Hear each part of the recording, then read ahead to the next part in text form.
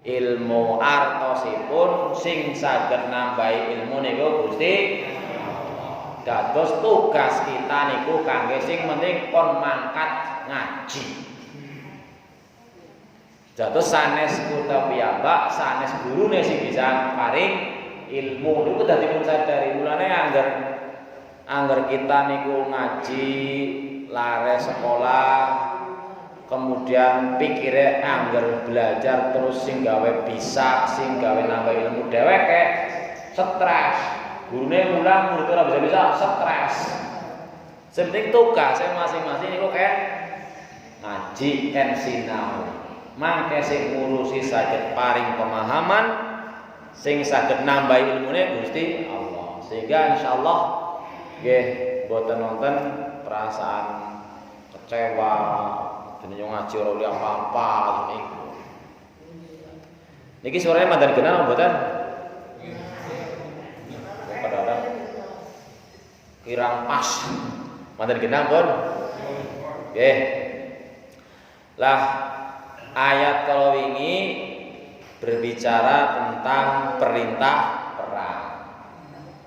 Dalam Al-Qur'an ayat tentang sesuatu niku boten wonten teng setunggal tok, sering diulang-ulang di berbagai tempat, termasuk ayat tentang perang juga.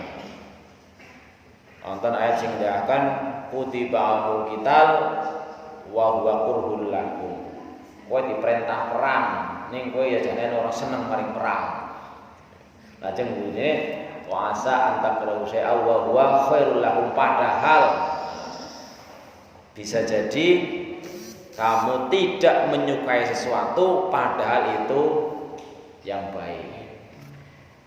Sebaliknya wa asa antuhibbu syai'a wa huwa syarrul lakum, sangat bisa jadi kamu menginginkan sangat senang banget pada sesuatu apapun namanya, lebih-lebih terutama karena memang di ayat yang lain Allah mengatakan manusia itu diberi rasa senang yang bahasa Quran itu syahwat. Zuyyina lin-nasi hubbus syahwat, dibuat indah dari bagi manusia senang itu. Pertama kepada perempuan, minan nisa. Terus senang kepada anak-anak. Terus senang kepada harta benda dan sebagainya. Nah, mestinya dengan ayat wa asa an takrahu syai'a wa huwa syarrul lakum wa asa an tuhibbu syai'a wa huwa syarrul lakum, ketika kita dalam posisi senang itu mesti berpikir kira-kira sing tak seneng iki apik apa ora, sehingga tidak ada istilahnya cinta yang membabi buta. Pokoknya nek ora kae ora, nek ora kae moh. Sebaliknya ketika kita dalam posisi ora seneng bahkan terhadap pasangan, masa antakrohu syai'an kan apa saja bisa jadi kamu tidak suka, benci pada sesuatu padahal itu yang baik buat kamu. Di ujung ayat Allah mengatakan wallahu ya'lamu wa antum la ta'lamun. Gusti Allah sing ngerti lah, orang ngerti apa-apa gitu artinya kita posisinya ya cuman bisanya berikhtiar. Moga-moga ini yang terbaik. Kalau sudah kejadian, sudah takdir, sudah terjadi, harus berhusnudzon, yakin ini yang terbaik menurut Allah. Meskipun menurut kita kadang-kadang itu menyakitkan, nangis silakan saja, kecewa silakan saja, tapi tidak berlebihan. Insya Allah hidupnya akan tenang. Nah, sekarang juga masalah perang, dan kemarin intinya kata kuncinya waqatilu fi sabilillah, kowe perang di jalan Allah. Kata kuncinya di jalan Allah itu fi sabilillah. Nah, kemarin sempat disinggung bahwa makna fi sabilillah tidak hanya perang. Artinya apapun yang kita lakukan yang tujuannya mendapatkan atau mencari ridho Allah, itu artinya fi sabilillah. Bahkan termasuk saat ini, karena ada jaminan Rasulullah, man kharaja fi thalabil ilmi fahuwa fi sabilillah. Barang siapa yang keluar untuk mencari ilmu, itu juga dalam jalan Allah, dalam sabilillah, bahkan hatta yarji'ah. Jadi pandangan posisi di sini Misalnya, ini kan kalau orang yang meninggal dunia dalam posisi fisabilillah kan kategorinya syahid. Cuman dipahami bahwa syahid itu ada 3 jenis. Yang pertama orang yang syahid dunia akhirat. Itu orang yang meninggal dalam kondisi berperang. Ada khusus cara pemakamannya. Seperti misalnya kemarin yang diceritakan masalah syuhada Uhud ya, atau syuhada Badar, orang-orang yang meninggal dalam perang Uhud contohnya Hamzah itu syahid dunia akhirat. Ada syahid dunia saja. Ada yang orang syahid dunia saja. Di dunia diperlakukan sebagai orang yang mati syahid, karena diantaranya orang yang mati syahid itu tidak dimandikan, tetapi dihukumi di akhirat tidak dapat. Contohnya juga orang yang mati di perang, di dalam perang, tetapi bukan niatnya, bukan lillahi ta'ala. Jadi ada cerita juga kemarin, saya lupa namanya siapa, tapi ada seorang pemuda kaum muslimin ya, yang berangkat perang, bahkan membunuh banyak orang, tapi kemudian setelah dia terbunuh, itu teman-teman pasukan lainnya kagum akan keberanian dia, dia berhasil membunuh orang, dia pun juga banyak luka-luka gitu. Tapi kemudian oleh Rasulullah dikatakan dia di neraka. Terbunuh di neraka dia akhirnya. Kenapa? Pertama, niatnya bukan karena Allah. Yang kedua, informasinya adalah bahwa dia sudah luka-luka banyak, tapi dia sudah nggak sabar, dia akhirnya ditusuk sendiri biar mati. Istilahnya bunuh diri. Jadi bukan karena terbunuh di jalan Allah gitu. Makanya itu disebut dengan syahid duniawi saja. Tapi juga ada kategori syahid ukhrawi. Meninggalnya biasa saja di dunia, dirawat biasa, dimandikan, dikafani, itu disolati. Nah, itu contohnya adalah satu ibu-ibu, ini khusus ibu-ibu yang melahirkan kemudian meninggal dunia ibunya. Itu kan banyak ya, ada ibu melahirkan ternyata kemudian anaknya hidup, ibunya meninggal dunia. Itu kategori syahid ukhrawi. Nah, termasuk kita yang sekarang berada di sini, misalnya Allah takdirkan di sini atau pas lagi pulang atau pas lagi berangkat kok meninggal dunia, sesuai dengan jaminan Rasulullah, man kharaja fi thalabil ilmi fa huwa fi sabilillah, berarti kategorinya syahid. Nah, itu kan luar biasa. Syahid ukhrawi, syahid akhirat gitu. Artinya di dunia ya meninggalnya dirawat biasa, tapi dapat kategori syahid. Makanya mestinya setiap orang memiliki semangat yang tinggi untuk terus berusaha mencari ilmu dimanapun, dan datang ke majelis ilmu di masjid itu sebuah keistimewaan tersendiri. Karena pernah ayat saya bacakan hadisnya kan, bahwa majtama qaumun fi baitin min buyutillah summa yatluna kitaballah wa yatadarasuna bainahum illa nazalat alaihimus sakinah. Terus ada berapa 4 keistimewaan saya lupa itu, bahwa orang yang berkumpul di masjidnya Allah ya, di masjid, di rumah, dari rumah-rumahnya Allah di masjid, kemudian aktivitasnya adalah membaca ayat Quran lalu dikaji isinya, maka pertama Allah jamin akan diberikan ketenangan. Yang kedua, malaikat-malaikat ikut turun mendoakan ya. Maka perlu kita mestinya semangatlah untuk kegiatan seperti ini. Baik, kita lanjutkan. Di samping kemarin juga sudah disinggung bahwa kaitannya masalah berperang kemudian meninggal dunia atau terbunuh atau tidak, bahwa mati itu sudah ditentukan sama Allah. Kalau takdirnya istilahnya, cuman istilahnya kan kita tidak diberitahu takdirnya akan mati seperti apa. Jadi walaupun perang melawan musuh pakai pedang langsung, tapi kalau saatnya memang takdirnya bukan mati di medan perang, dia tidak mati di medan perang. Seperti sahabat Khalid bin Walid, jenderal perang yang sangat terkenal itu. Jadi Khalid bin Walid karir terjelek terakhir adalah di perang Uhud, yaitu dia waktu itu belum masuk Islam. Dia yang memimpin pasukan berkudanya Quraisy. Melihat posisi pemanah pasukan Islam ditinggal Uhud, dia lihat posisi balik serang dari belakang orang Islam itu secara kacir oleh Khalid bin Walid. Tapi begitu dia menjadi masuk Islam, maka dia menjadi pasukan Islam yang sangat handal, menjadi jenderal perang Islam yang handal, dan sangat ingin meninggalnya syahid di medan perang. Ternyata Allah takdirkan meninggalnya di atas tempat tidur. Itu artinya sudah diberhentikan oleh khalifah menjadi jenderal perang, terus di rumah posisinya kemudian dia meninggalnya di tempat tidur. Ini kalau memang Allah tidak takdirkan untuk mati di medan perang, ya matinya dimanapun, ya artinya walaupun perang tidak meninggal di medan perang. Nah, ini tentang perintah perang, kemudian dengan pemahamannya bahwa kalau tidak ditakdirkan mati di perang, ya tidak akan mati, gitu. Matinya di tempat lain.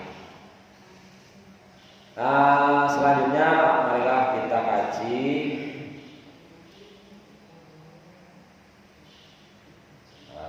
sebentar ini.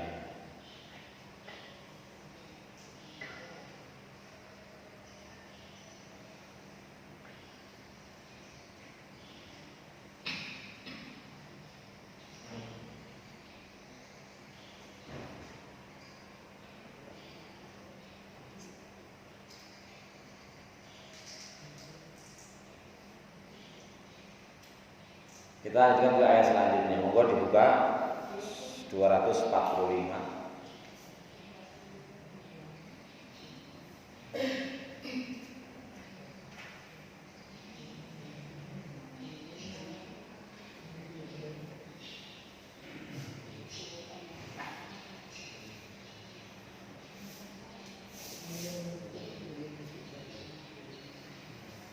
Ini sekedar tambahan informasi mengenai Khalid bin Walid.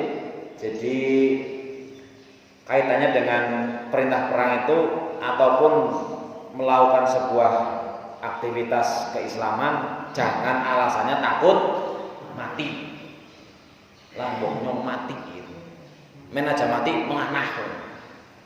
Pertama dikatakan dalam surat An-Nisa ayat 77 78 dikatakan aina matakunu yudrikumul maut walau kuntum fi burujin musyayyadah. Kowe nang di baen mesti bakal ketekan mati. Jadi nggak bisa menghindar, pasti itu mati itu pasti.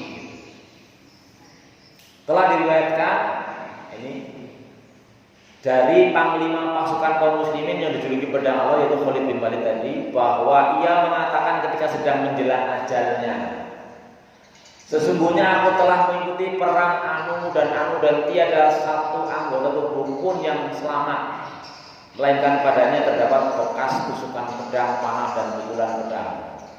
Ketika perang otomatis ya Allah karena pedang dan sebagainya. Tetapi aku kini mati di atas tempat tidurku seperti unta mati di kandangnya. Semoga mata orang-orang yang pengecut tidak dapat tidur. Maksudnya dia merasa sedih dan sakit karena dirinya tidak mati dalam peperangan, dan ia merasa kecewa atas hal tersebut mengingat dirinya mati di atas kasur. Firman Allah Subhanahu wa taala, siapakah yang mau memberi pinjaman? Oh, ini ayat selanjutnya. Ya, artinya tadi digambarkan bahwa Khalid bin Walid ternyata menyesali kematiannya dalam arti kok tidak di medan perang gitu kan. Tapi Allah lah yang Maha tahu mana yang terbaik buat tiap orang. Nah, sekarang kita lanjutkan ke surat Al-Baqarah 245. Sudah ketemu nggih? Mau kita bawa sama-sama. A'udzu billahi minasyaitonir rajim. Monggo.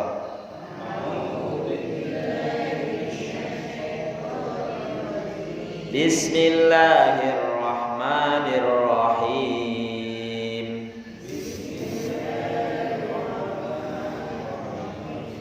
Man dzalladzi yuqridullaha qardan hasana.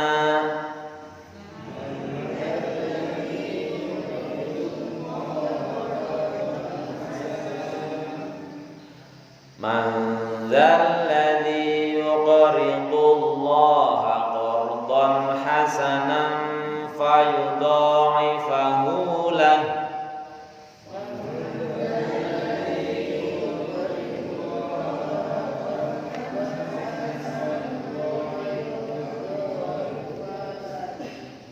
Boten kuat ditahan waqaf teng lahu. Man dzalladzi yuqridullaha qardan hasanan fayudha'ifahu lahu.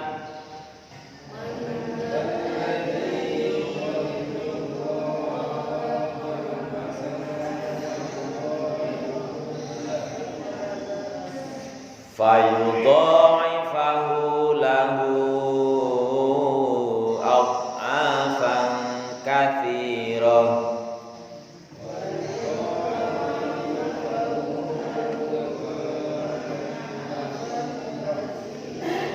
Aud niki posisine lidahe ndorong bibir. Aud ad beda. Aud mesti monyong mulutnya.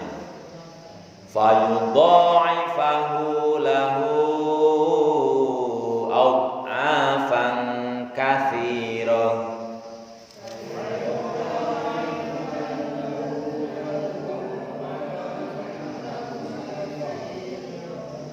Wallahu yaqbidu wa yabsut.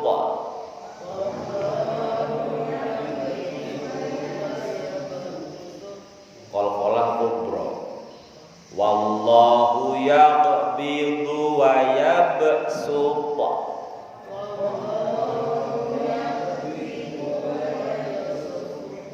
Wa ilaihi turja'un.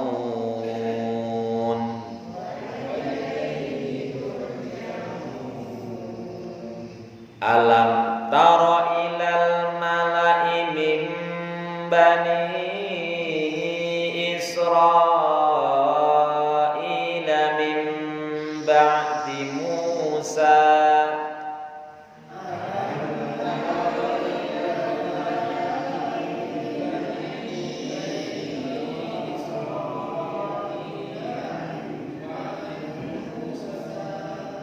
Alam tara ilal mala'i min bani Israila min ba'di Musa.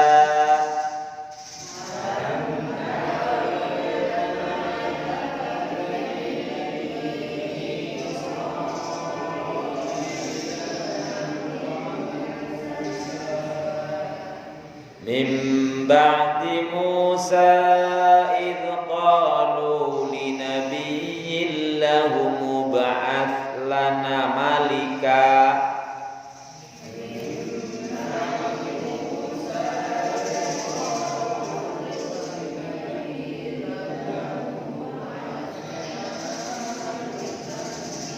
Min ba'di Musa idh qalu li nabiyyin lahum mub'ath lana malika.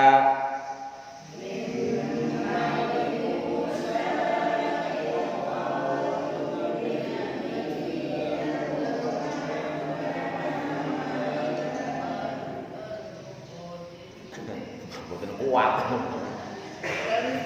Lah mulane mandeg mawon boten kuat. Idz qalu li nabiyyin lahum mub'ath lana malikan nuqatil fi sabilillah.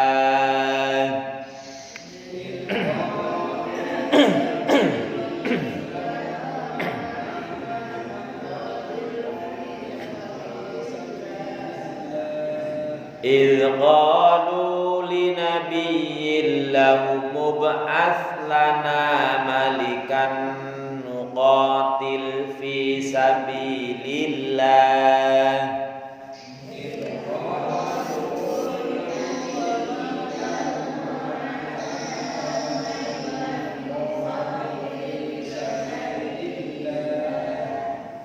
Qala hal asaitum in kutiba alaikumul qitalu alla tuqatilu.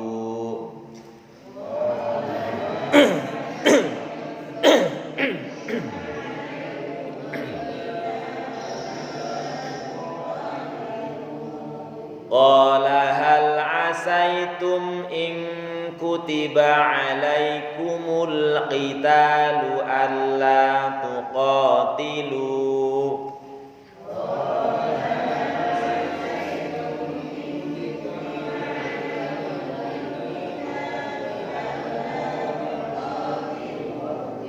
Qalu wa ma lana alla nuqatila fi sabilillahi wa qad ukhrijna.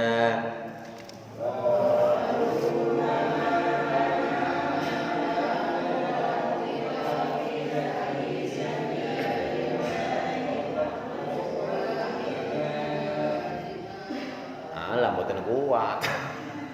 Ulai mandekrin.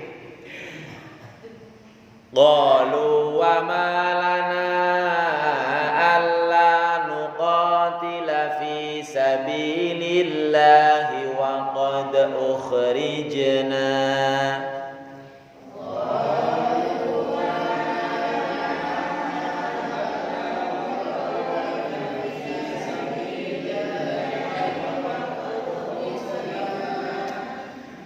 Wa qad ukhrijna min diyarina wa abnaina.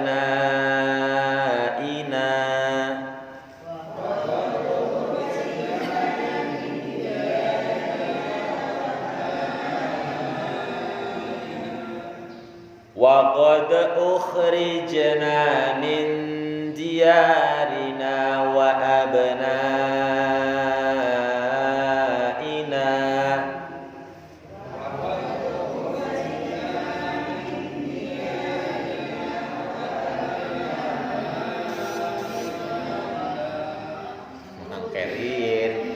Waqaf teng abnaina. Wa qad ukhrijna min diyarina wa abnaina.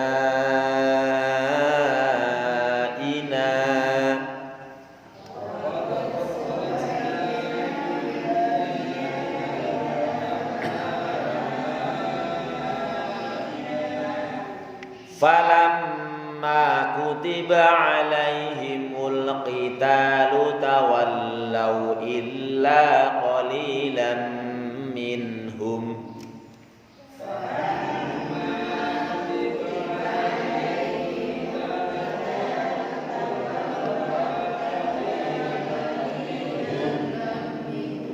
Falamma kutiba alaihimul qitalu tawallaw illa qalilan minhum.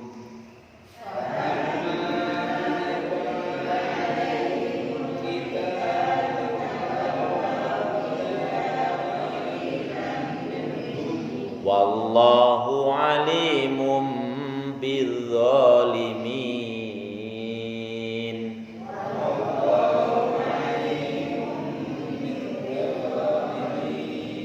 Wallahu alimun bizzalimin.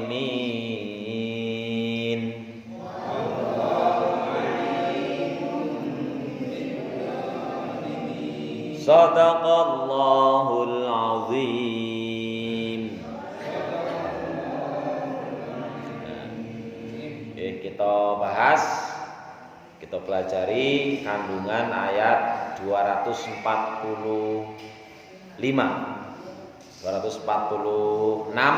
niku cerita tentang Bani Israil sengyen, masalah perang ini. Nah niki 245 termasuk jumlah muta'aridah utawa kalimat muta'aridah kalimat sing nyelempet.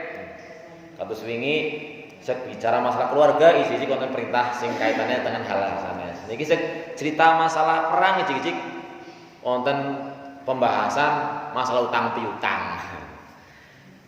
Man dzalladzi sapa bae siapa saja yuqridullaha yang meminjami Gusti Allah, sing ngutangi Gusti Allah. Maka istilah qard itu dalam urusan muamalah atau ekonomi disebut utang piutang. Maka ada juga jenis disebut dengan riba qard. Riba karena utang. Di sini terjemahnya man dalladzi yuqridullaha qardan hasana. Siapa saja yang meminjami, yang ngutangi Gusti Allah dengan pinjaman yang baik,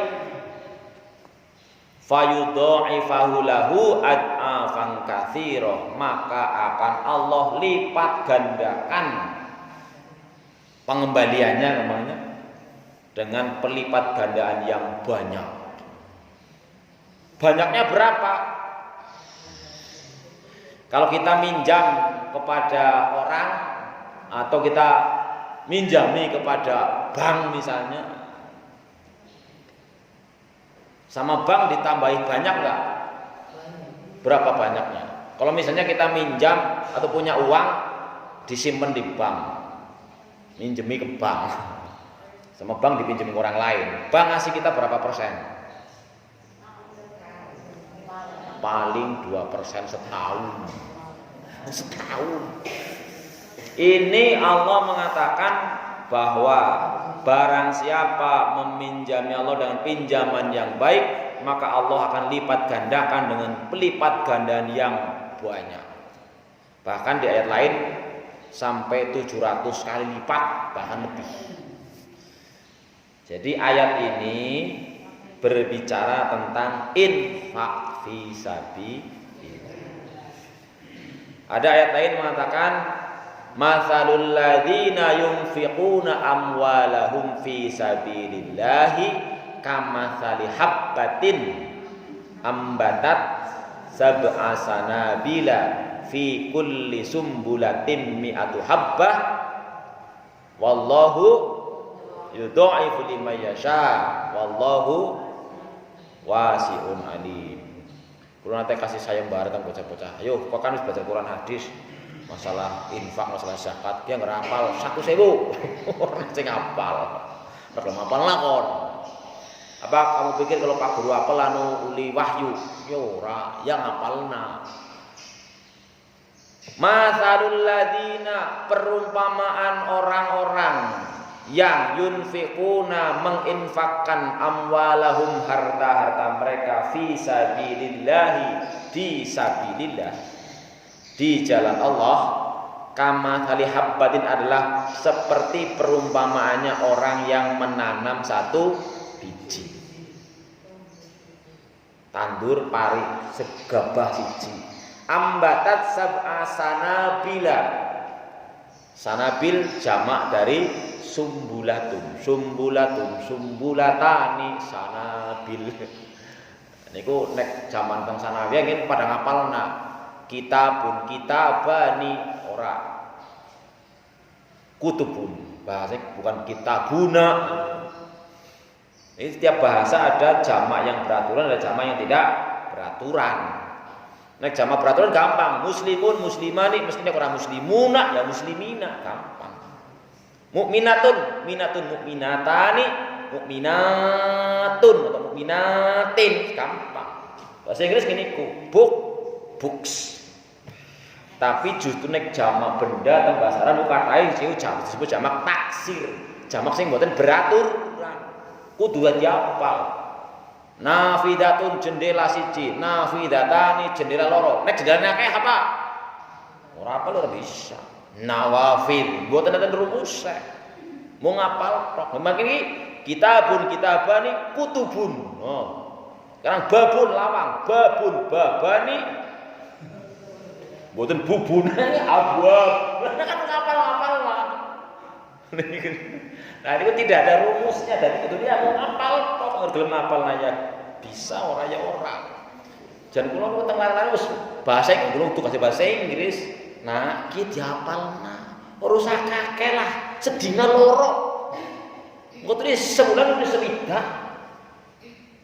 Kula praktekkan sekarang kamu enggak butuh sampai 5 menit terjamin ku hafal telu malah. Yo bahasa Inggrisnya meletakkan put langsung hafal mbok.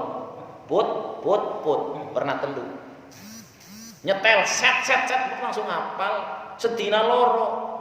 Tapi bocah tes 3 tahun 20 ora hafal. Makanya kenapa kalau kula nate sanjang sing paling penting dalam hal kita berusaha niku adalah istiqomah paling berat. Bisane kula hafal itu kan ngapalaken gunane mben kula iki kan nembe rawune langsung bar jam 11:30 dalu. Rata-rata anggere sing 3 tahun dhuwure kula sekolah, 3 tahun ngisore kula apal kabeh. Begitu Nur Hamdan. Oh kok mesti sing pinter banget men ya. Sebel dhewe kok bedunange. Nyong kudu pinter, nyong kepaksa sinau, kepaksa men ring siji kan aja bayar kepepet. Udah duit orang. Alhamdulillah kasih kebanget. Itu ini masalah sumbulatun niku adalah jamaknya sanabil. Enggak ada rumusnya. Tapi Allah saat contoh di Al-Qur'an, gelem apa ora. Dan terus yang paling berat ini dalam dunia, dalam beragama. Kan wonten seorang sahabat ngitaken nggih, "Ya Rasulullah, kulli fil Islam la as'alu hadan ghairaka." Gusti Allah, iku Rasulullah kula nyuwun dipun paringi nasihat lah. Kula boten bisa taken teng sinten kemawon masalah agama niki. Kulli fil Islam. Rasulullah kula nyuwun dipun paringi nasihat tentang Islam. Kula boten badhe taken teng sinten mawon kejawi teng panjenengan, setunggal mawon. Jawabnya sederhana. Qul amantu billahi tsumastaqim. Ucapakenlah aku yakin beriman marang Gusti Allah, njur istiqomah istaqim. Mulane cara kula niku sing paling abot niku istiqomah. Istiqomah niku berarti ajeg mantep mboten berubah. Ya kon sekali-kali yang puasa Ramadan sebulan jeledeg bisa. Istiqomah puasa. Angel. Salat tahajud sekali-kali bisa, tapi kalau terus gedeg terus ya angel. Sing berani iku istiqomah. Mulane dalam kata lain Rasulullah ngendikaken afdhalul a'mali adwamuha wa in qalla. Niku kata lain daripada istiqomah. Amal sing paling bagus niku amal sing dawam niku terus menerus. Alian istiqomah meskipun sekedhik. Umpamane panjenengan infak sebulan pisan jreng 30.000. Niku regine di hadapan Allah masih lebih baik sing sedina sih. Tapi terus saben dina niku selama 30 hari terus. Niku paling berat di situ istiqomah. Mulane perlu paksaan. Dan lagi perumpamaan orang-orang yang menginfakkan hartanya di jalan Allah seperti orang yang menanam 1 biji, dari 1 biji itu tadi ambatat sab'a sanabil, menumbuhkan menjadi 7 rungge, manak 7. Fi kulli sumbulatin mi'atu habbah, saben runggene isine ana 100 biji. Dadi 700 mbok. Siji mal dari 7 jadi sampai kali 100 700 masih wallahu yudhaifu liman yasha, masih Allah lipat gandakan bagi orang yang digandaki karena Allah maha luas. Maka teng mriki disebutkan dalam ayat ini barang siapa berinfak meminjami Allah Subhanahu wa taala dengan pinjaman yang baik. Pertanyaannya, "Lah Mas, terusnya wonten ayat sisane angger anu bisa baik wong infak ora li apa-apa." Ya bisa. Krono wingi pun diaturaken bahwa orang beramal itu syaratnya harus lillahi ta'ala, harus ikhlas. Di antaranya kalau masalah kaitannya dengan infak atau sedekah atau pemberian harta itu bisa nol. Salah satunya perintah Allah ataupun keterangan Allah, ya ayyuhalladzina amanu la tubtilu shadaqatikum bil manni wal adza. Ini ku wae wong sing beriman kowe aja membatalkan ganjaran yang maksudnya wong barang wis dipekena sedekah-sedekahmu dengan cara bil manni disebut-sebut wae. Oh, kae iki ngarep ora asok. Angger kae nyong ora menduk ora dadi. Ha niku. Sepindah disebut-sebut. Mulane sedekah sing paling afdol niku dan menjadikan orang yang memberikan sedekah ataupun infak nanti ada mendapat naungan di hari kiamat adalah alladzi yatasaddaqu bi yaminihi fa akhfaha an shimalihi. Ya gue wong sing sedekah, wong sing infak karo tangan-tangane diupetna tangan kiwine be ora ngerti. Bahasane bahasa hadisnya boro-boro wong liya ngerti lah wong kudu ngerti dhewek kowe gitu mon. Makanya ini saya dan teman-teman kan ini MBI Pondok Pesantren itu akan membangun asrama putra 3 lantai. Terus angkatan kula sing angkatan dulu 186 ayu pada wong ki ya alumni beda-beda. Kan di hadapan Allah kok sing jenenge ganjarane gede kan ora mesti sing sedekahe gede. Oh, sedekahe gede wong iki disebut-sebut bae apa lagi ria'an nas anu karena ria itu ora ana ganjarane apa-apa, batal sedekahe habis. Wong ki profesine beda-beda, pendapatannya hasilnya beda-beda ya saiki pakai sing dikumpulna. Ora usah ngomong ki Kang sapa. Sing ngerti cukup sing aweh karo sing ngumpulna gitu niku. Kulo kan sing ngumpulaken. Ana sing transfer ge nyong anu kowe ngene tok iki 1 juta. Ge 50, 100 ora apa-apa. Nanti-nantinya di atas namakan angkatan 86. Gusti Allah kan lebih ngerti. Jadi jangan yang bisa infak besar merasa bahwa weh nyong bisa wae gede. Sing cilik aja merasa minder. Karena tadi satu kan berbanding sampai 700 sampai lipat-lipat ganda besar ya. Itu seperti itu. Fayudha'ifa lahu ad'afan katsira. Nah, ini ada diceritakan dalam tafsir ayat ini bahwa ketika Allah menurunkan ayat ini lalu dibaca oleh Rasulullah, ada seorang sahabat yang bernama Abu Dahdah Al-Ansori, berarti orang suku Ansor dari Madinah. Kalau di Madinah itu penduduk Madinah zaman Rasulullah dikategorikan menjadi 2 macam. Kalau orang Islam satu Al-Muhajirin, ya gue wong-wong Mekah yang pindah ke Madinah. Kalau penduduk Islam Madinah namanya suku Ansor, apa istilahnya tuh golongan Ansor.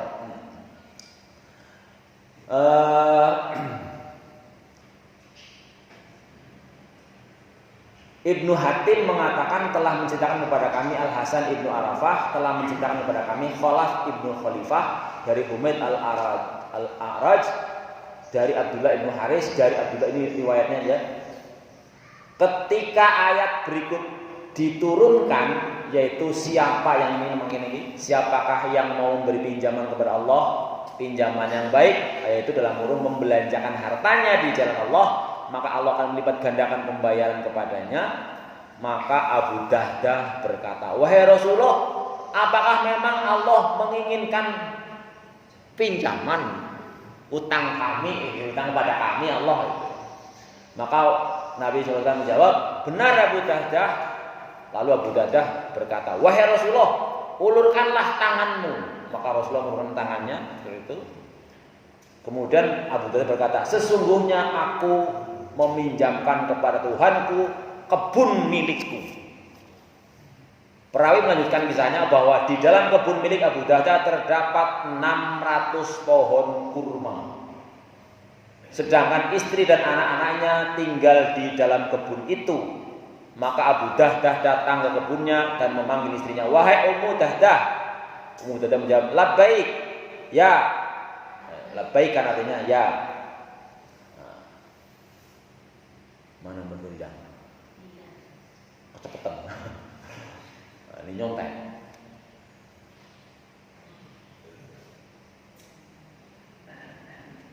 Melakar. Ini tadi hilang Anji.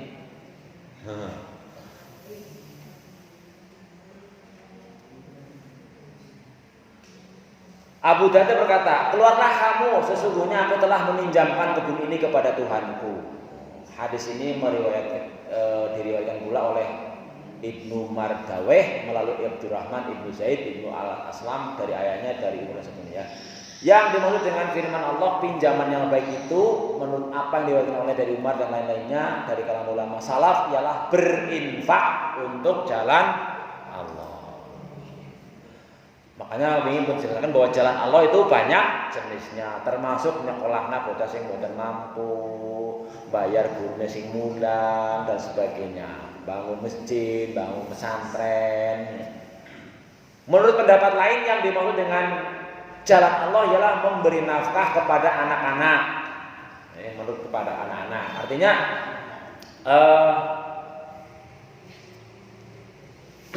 nafkah yang diberikan oleh kepala keluarga kepada keluarganya itu juga termasuk fi sabilillah. Jangan dikira cuma pada yang lainnya. Menurut pendapat yang lainnya lagi ialah membaca tasbih dan takdis, subhanallah, alhamdulillah, walillahil akbar itu juga termasuk sabilillah. Banyak jenisnya, pokoknya amal soleh lah.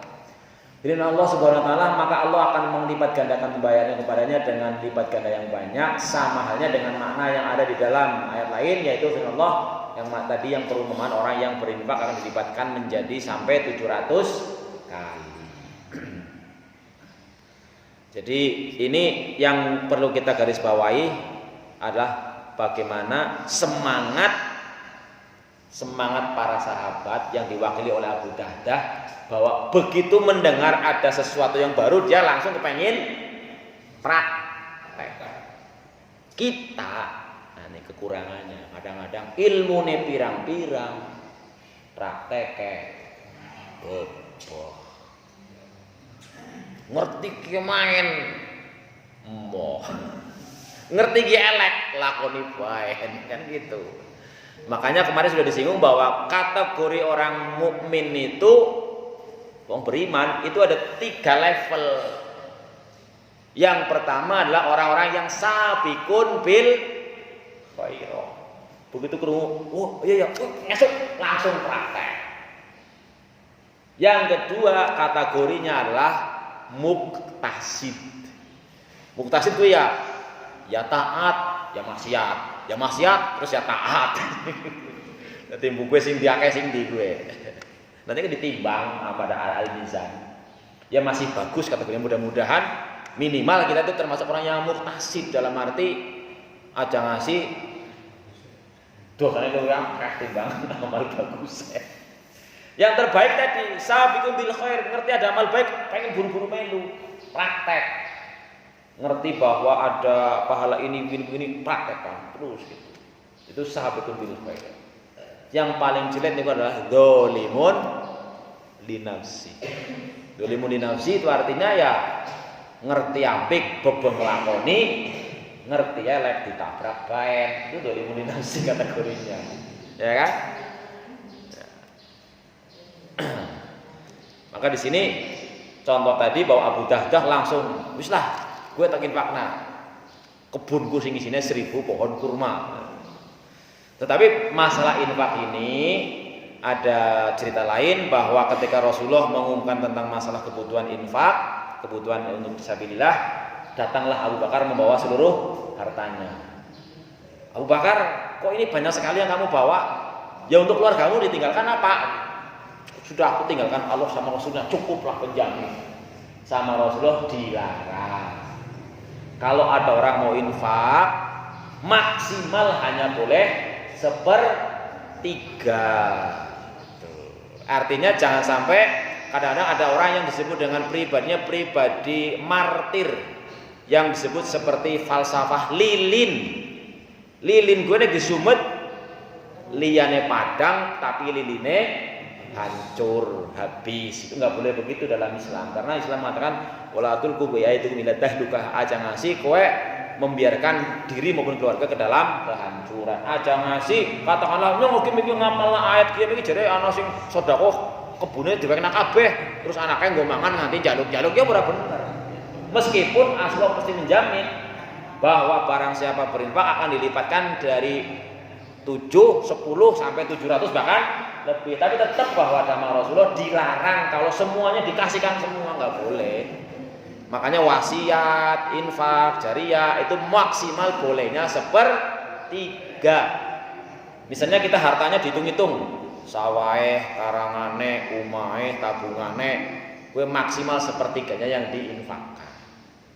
Dan di hadapan Allah tidak mesti bahwa sing infaknya lebih gede, ganjarnya lebih gede. Karuan umumnya infak 5.000, dia udah duit 1.500.000 ya kecil, ya kan? Tapi bagi orang yang punya uang cuma 10.000, 5.000, gede banget. Ya. Jadi kita jangan sampai merasa lah, anu sewu lah, orang ini lah. Malah barangkali justru itu yang paling ikhlas. Jadi yang kita harus memahami bahwa amalan-amalan yang memasukkan kita ke surga bukan mesti yang besar-besar. Sampai barangkali amal yang paling pasti yang bisa memasukkan.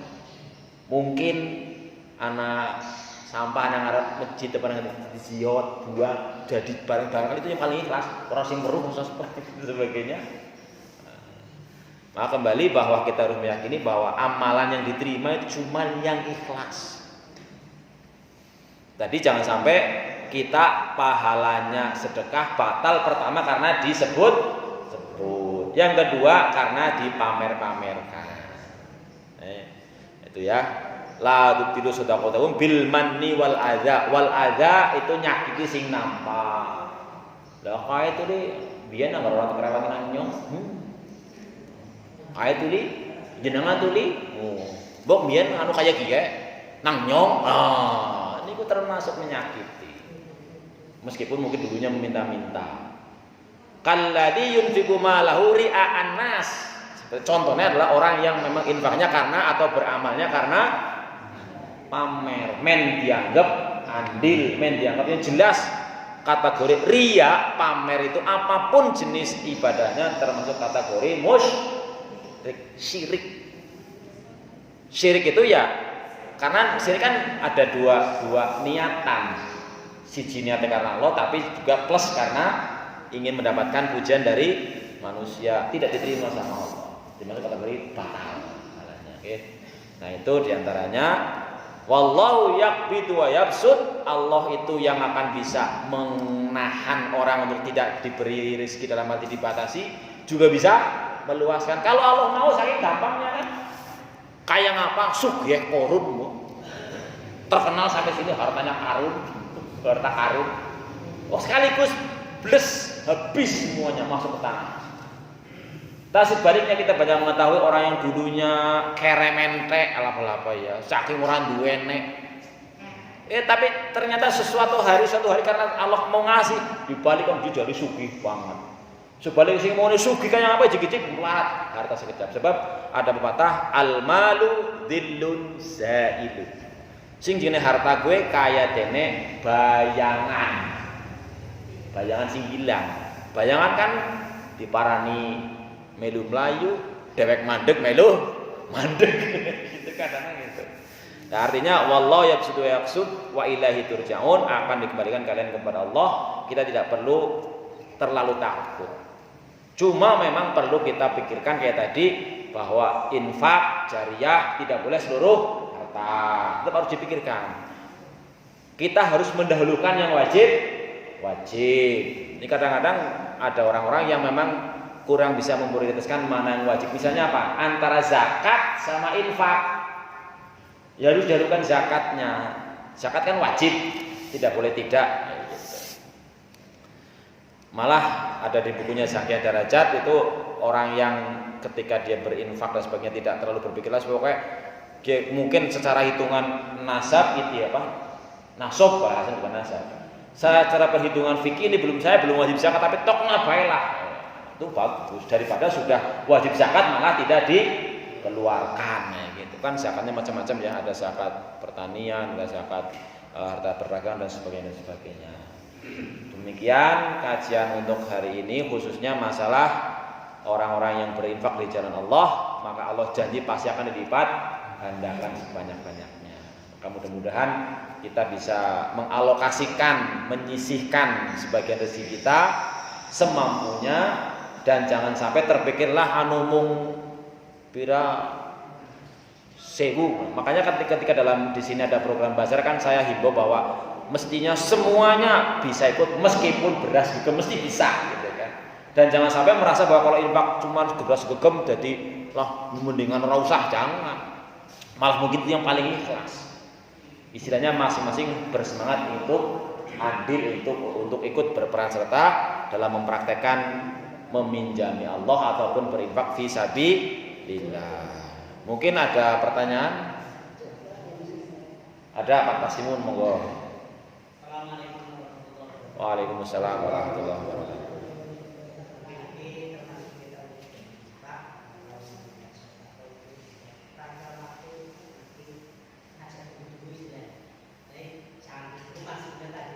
Jangan gimana? Oh, iya.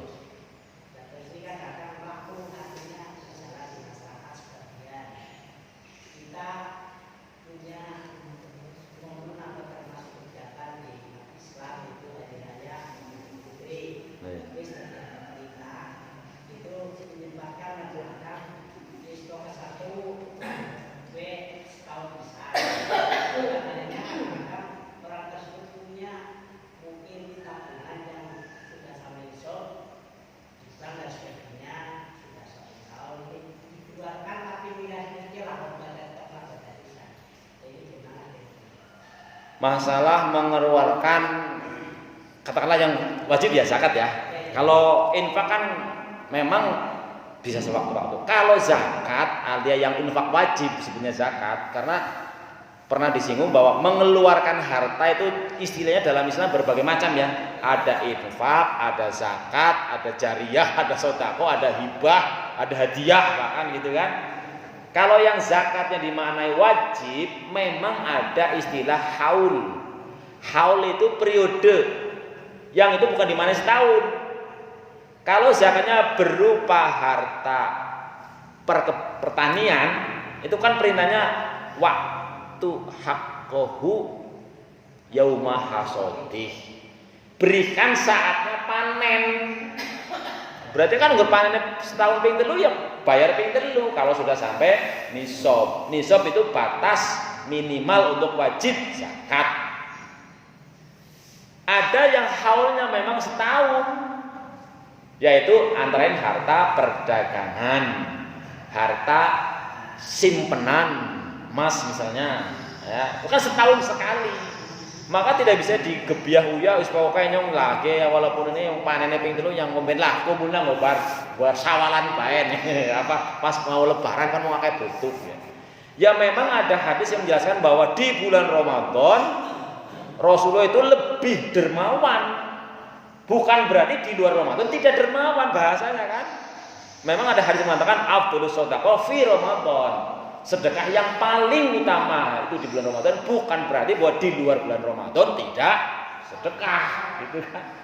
Nah, adapun orang-orang yang memang sudah waktunya mengeluarkan kok tidak mau mengeluarkan, ya di dunia barangkali tidak ada sanksi apa-apa. Bisa jadi ada sanksi, ya terserah Allah. Tapi yang pasti di akhirat akan dimintai pertanggungjawabannya.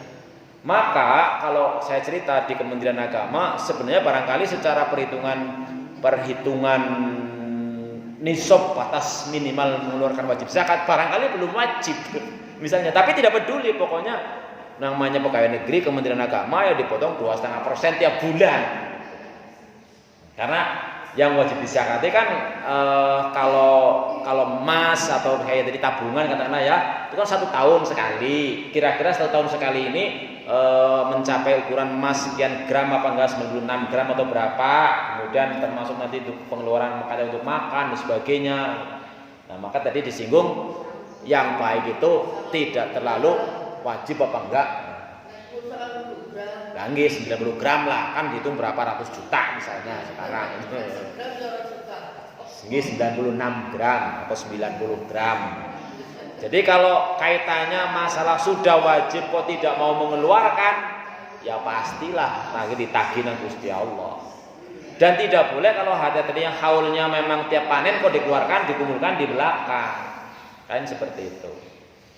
Nah, bagaimana tadi kalau sanksi di dunia ya bisa terserah Allah, tapi secara umum misalnya ibadah yang lain, orang yang nggak sholat di dunia ya ketemu kalau dikapa-kapa kena, karena memang Allah Maha Pengasih.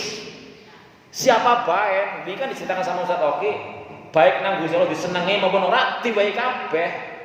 Tapi masalah iman hanya diberikan kepada orang yang Allah senangi, kan begitu. Maka kita percaya apa enggak kaitannya begitu.